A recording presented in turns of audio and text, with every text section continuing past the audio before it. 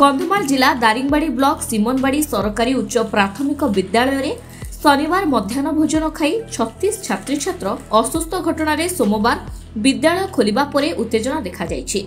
घटना घटिबार 3 दिन बीती जाइथिबा बेले मध्याह्न भोजन रोषेई करुथिबा महिला माने पिलांको स्वास्थ्य अवस्था बिगड़िथिले मध्य देखिबाकू पहुंची नथिले किंबा शिक्षा विभाग और प्रशासन विद्यालय पहुंची नथिबा नै प्रथमे उत्तेजना देखा दैथिला।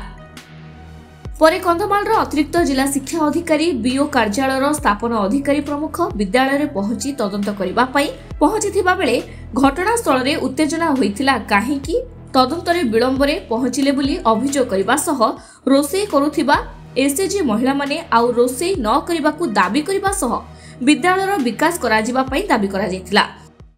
हमरो जोड़ा जो पिला मानकर देह असुस्थ हेबारु आज तो सेटा मध्य भोजन जदि रंधा हबो बोले आम पिला जाक को आम खाइबा को देबु के कहला एमती अभिभावक माने कहले से हिसाब रे सेटा बंद हो जाओ आमे जहा डिसाइड कला पर ही जहा भी करा जिवो बोली कहले। आगे मु कहबा को चाहे आम सिमुनबाड़ी रे एटा गोटे 4 छक जगह राइका बुडागुड़ा बालीगुड़ा किंतु आज पर्यंत यही जो डेवलपमेंट किसी यही रूम गुड़ा को नहीं कि मरामती ना किसी ना फूल गछटे हेले ना नौकरी ए स्कूल डेवलपमेंट करने हेले आ सरकार मत किसी आमको साहाय्य कले ए स्कूलटा परिवेश सुंदर दिशब पिला माने परिवेश देखिकी पाठ पढ़ इच्छुक बहुत वर्षर यहाँ गोटे पुराना स्कूलटा पूरा पतन होगा गला।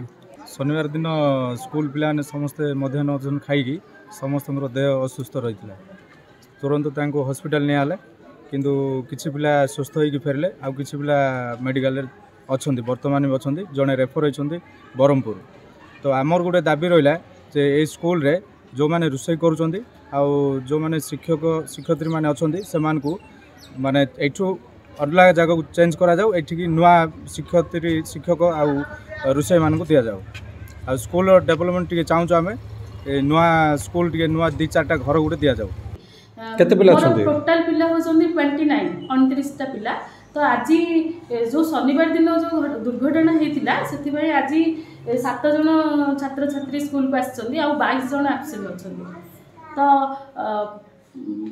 शिक्षा टी असुविधा होची आज 7 जन पिला आज मोर थिला संख्या संख्या पढ़ेबी आज 7टा पिला पढ़े पुणी काली आसबे से पुणी थोड़े से पाठ पढ़ाइबा पड़ो। उक्त विद्यालय रे भित्तिभूमि थाई मध्य अति पुराना कोठा परित्यक्त अवस्था रही ताकू नूतन कोठा सह रोषेईशाला मध्याह्न भोजन खाइबा पई डाइनिंग हॉल व्यवस्था उत्तम शौचालय व्यवस्था पाइप जोगे पीवा पानी जोगाइबा दाबी होइथिला। सेहीपरि तुरंत रोषेई दायित्व रे थिबा महिला स्वयं सहायक गोष्ठी को हटाइबाकू दाबी करिबा सह नूतन दायित्व प्रदान आदि दाबी करथिले। विद्यालय परिसर मध्य दीर्घ समय धरी उत्तेजना लागि रहिबारु एवं अभिभावक मानक गोटे जिद एही रोषेया माने आउ रोषेई कले आम पिलांकु घरु खाइबा दे पठाइबु बोली दाबी करथिले। फलरे मध्याह्न भोजन रोषेई होई पारि नथिला। पिलांकु कदली और बिस्कुट खाइबा दे घर को पठाइथिले प्रधान शिक्षक छात्री छात्रंकु हाथ जोड़ी क्षमा मागी अति दुखर सह कहिथिले जे आज तुमको भोकरे जिबाकू पड़ुछि। विद्यालयर 264 छात्री छात्र रहिथिबा बेले मात्र 100 छात्री छात्र उपस्थित थिले। विद्यालय रे उत्तेजना जोगु सेमानक पाठपढ़ा रे बाधा सृष्टि होइथिला।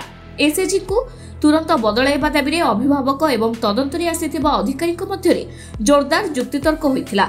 एही उत्तेजना लागि रहिथिले मध्य अधिकारी माने लोकको बुझासुझा करबा सह सेमाने प्रधान शिक्षक सीआरसीसी मध्याह्न भोजन पई सेही दिन दायित्व रे रहिथिबा शिक्षयित्री एवं विद्यालय परिचालना कमिटीर सभापति और छात्री छात्र मानक बयान रेकर्ड संग्रह करिसथि।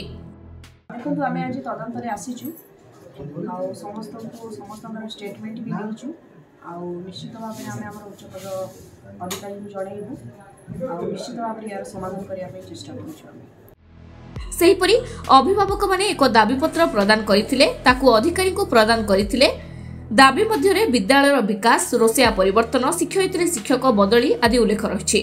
शेष में पाचक पाचिका रोषेई करने निष्पत्ति हेबा सह यार दायित्व प्रधान शिक्षक नेबे बोली निष्पत्ति निया जायथिबा प्रधान शिक्षक विदेशी नायक कहिसंती।